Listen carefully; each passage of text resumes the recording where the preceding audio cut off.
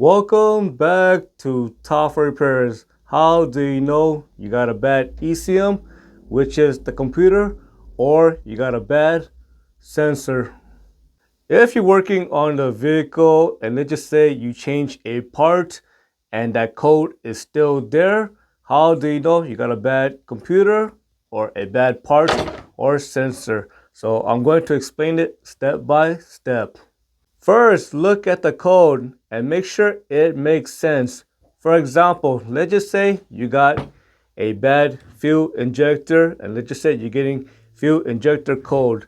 And let's just say you're also getting an engine misfire such as P0301 for cylinder number 1 caused by a bad fuel injector.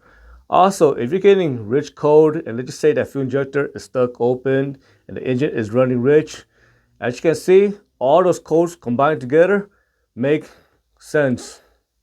How do you know you might have a bad ECM or a bad computer?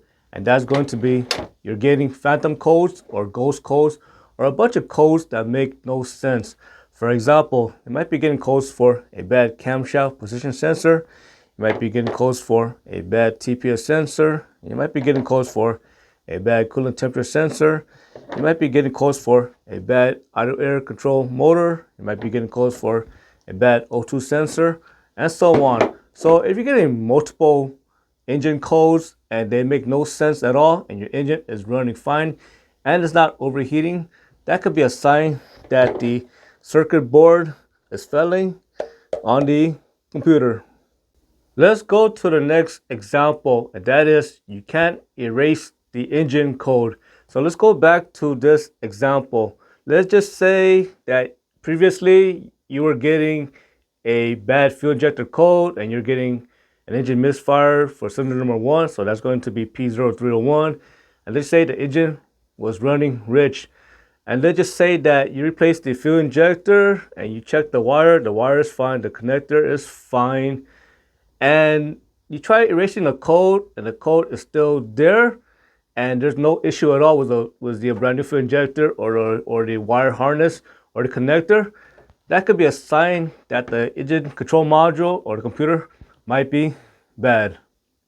The next sign that you might have a bad computer versus a bad sensor or part is that you're getting some sort of communication code. For example, you might get U0100 code, and that's going to be lost communication code with the ECM or PCM.